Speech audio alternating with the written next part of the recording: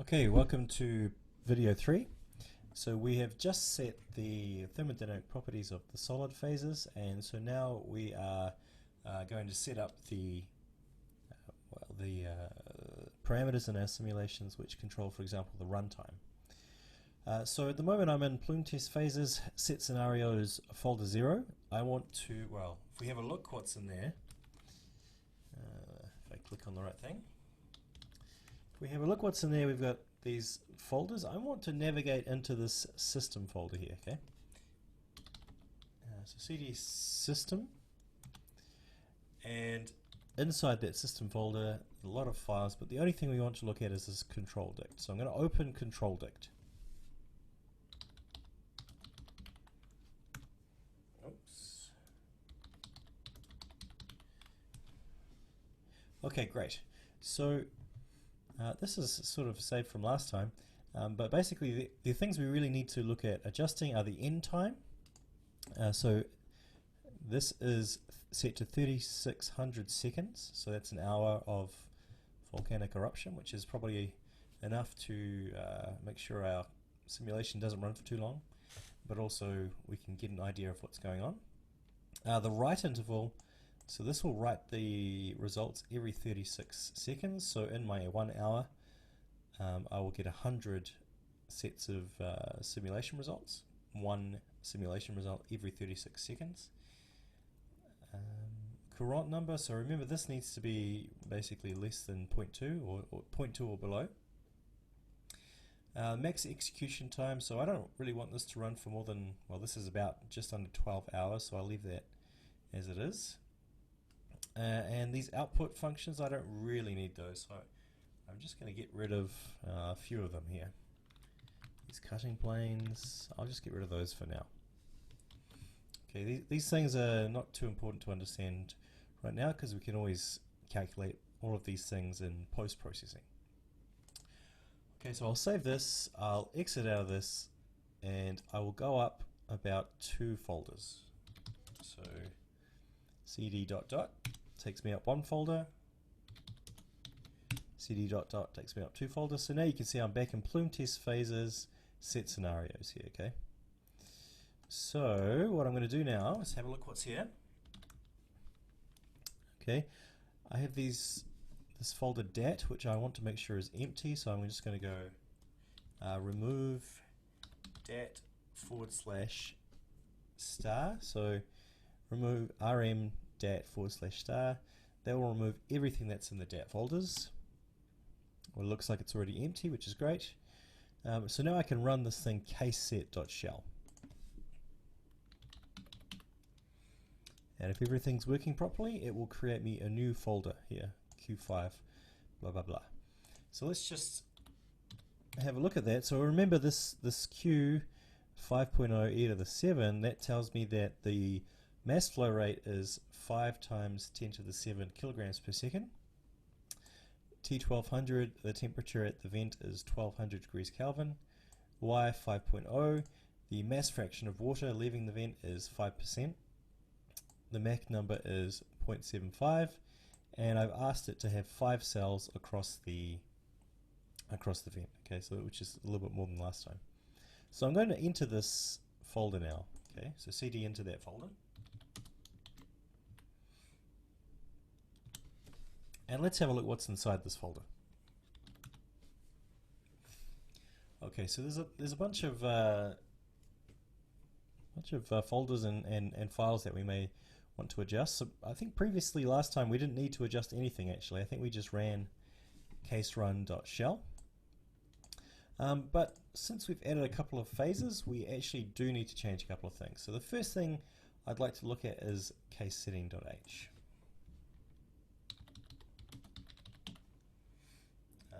Casesetting.h. Okay, so we actually looked at this file previously, but now that we have created our simulation, it's actually populated a lot of these zones that were empty before. Okay, so for example, course 0 was empty the last time we looked at this file, but now it's populated at 0.19. So now if you remember, we previously said that the proportion of the coarsest particles should be 0.2. But here you can see it's displaying as 0.19. And the reason that is because actually what we said was we want 5% of what's coming out of our volcano to be water, and we want the other 95% to be our solid phases. Okay, and of that 95%, we set the coarse to be 20% of that, 0.2. So if you take 95% or 0.95 and you multiply it by our 20%, you get 0.19, okay? So that's how we get that number. It's how we get the fine. We had that as 0.6 previously, so 0.6 times your 0.95 for 95% solid, you get 0.57. So you can see here that it's populated all these values apart from our new solid phase mass fractions and our new solid phase density. So we actually have to calculate these manually. So if you recall, we set our two new solids to have a mass fraction of 0.1. So now we need to take that 0.1 and multiply it by our 95%. Okay, so if I do that, 0.1 times 0.95, I get 0.095. And I need to have this semicolon at the end.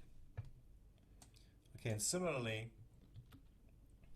solid 250 was also set in the same way. So we had 10% of our solid was 250 micron. So 0.1 times 0.95 gives me 0.095. The densities that we chose, if you recall, were 2000 for the larger, the 500 micron particles, and 1000 for the 250 micron phases. Okay, so I can save that file now, and in fact that's everything I need to do in this file. So everything is okay. We are happy. Okay, so I've saved that file. I'm going to close it now. The next thing I need to look at, okay, is the next thing I need to change is the initial conditions. So the initial conditions are held inside these folders 0 and 0.org. So we need to create initial conditions for our new solid phases. So I'm going to cd into 0, folder 0. And just have a look what we have here. Okay, so we have initial conditions for air, the air phase, something that we don't need to know about. The two solid phases we already have, the water phase, and then some parameters that we don't need to know about right now. The pressure, so the boundary conditions for pressure, and boundary and initial conditions for pressure, boundary and initial conditions for temperature, and boundary and initial conditions for velocity, and something called tracer. So really what we're looking at here is these two things called coarse and fine. So I think for our sakes, maybe we'll do this graphically. So what I'm going to do is come into our new folder here in our folder 0, and I'm actually going to copy this coarse,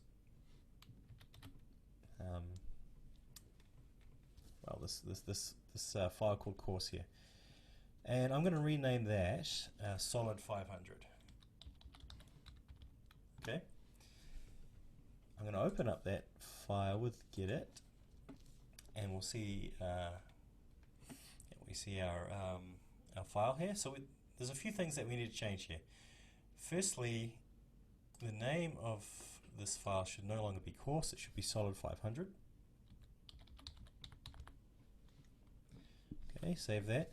And now this is the boundary conditions, sorry, this is the initial conditions actually. So initially we're saying there is no solid 500 phase in the domain, which is correct because it enters from the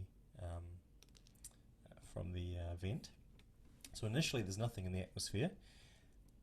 The inlet, so this is the vent basically, this inlet is a fixed value and it's coming in at something, okay? So we don't want obviously coarse 0, we want solid 500, okay? Everything else can remain the same. So I guess there's one thing I should point out here. Up here I've called this solid 500 with a small s. Here I've called this solid 500 with a large s. And the reason for that is, I'm going to open this file case setting. Okay, just to hopefully clarify this a little bit. Case setting. So in case setting, where we're defining the mass fraction of the solid 500, see we have 0.095. We have a capital S here. So the value of solid 500 at the vent or at the inlet is this value here, and we use a capital S. So that's why at the inlet we use a capital S here. Okay, the object itself, we've changed the name to have a lowercase s. Okay, and where that comes from is in the thermodynamic properties. So where are my constants? So my thermodynamic properties, remember we set our species, we have a lowercase s here. Okay, so just so it doesn't get confused. And actually, while we're here, you can notice in this thermo file that solid 250 and solid 500 are already populated, so we don't need to change the thermodynamic properties. Okay, so going back to this initial and boundary conditions file, all we need to change is the solid is the object and the value at the inlet. Okay. So what I'm going to do now is I'm going to go back to the initial condition files, and I'm going to copy that and do the same thing for solid 250.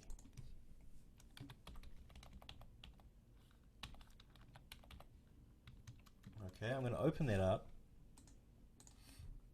and just change that to solid 250. Change the inlet condition to solid 250 and save that. Okay, now these two new files, these two new boundary conditions I've made, I'm going to copy that into my 0.org folder. Okay, copy and paste in there, and then we're happy. Okay, so now firstly we modified this case setting to input the missing values, and then we added in the boundary conditions in here. Alright, so now what we can do is case run here and generate the case. So let's just check where we are. Okay, we're in the boundary conditions, so let's go up by one level and list what we have here. No, we're not quite in the right place. I've gone. I went all the way back. Okay, my mistake. Let's go. Let's get back to where we should be. Open foam, OS boxes, run, plume test phases. What's next? Set scenarios. Then the queue. Yes, okay, now we're back where we should be. Sorry about that. If I list what's here, I can now run this shell file case run, and if nothing's wrong, it will just run without error. If I case run.shell, and again, this can sometimes take a little bit of time to run, but at the moment there don't seem to be any errors, which is lovely. Okay, and let's just list what we have here. Well, I mean, you can see it graphically above, but it's listed in here too. And again, the thing to note is we have 1, 2, 3, 4, 5 processor folders, which tells us that everything, well, we set number of processors equal to 5, so that seems to be correct. Excellent. Okay, so now I believe we have set everything that we must, and we should be ready to run this this case, and hopefully it works. So recall that the way we do that is we make sure we're in the queue folder. So well, I can see that we are down here. We're in this this case folder, and what I have to do is type mpi run dash np space 5, because we're having 5 processors. Ashee dash parallel. We want to write a log file so we can just keep up to date with where we are. So that greater than symbol, then log 0, and then the this little ampersand here, so that we can use our terminal here after we set it running. So fingers crossed, we'll set that running. Okay, well, perhaps it's doing something. Let's see. Well, we should check the log file to make sure it's running. So we're going to write tail. Let's go minus 300 lines of the log file, and the log file is called log 0. And well, it's doing something. Looks like this is all just some initialization things. Okay, so well, let's give it a bit of space. Let's try that again, see if it's done any more things. Okay, great. So it looks like it's running. You can see it's been running for 39 seconds. And it gives you a lot of information. Let me see here. So that, yeah, the simulation time has only been something very, very short. So this may take some time to run. So I will exit this video and, well, come back, I guess, in a number of hours after it's run. So I'll see you soon.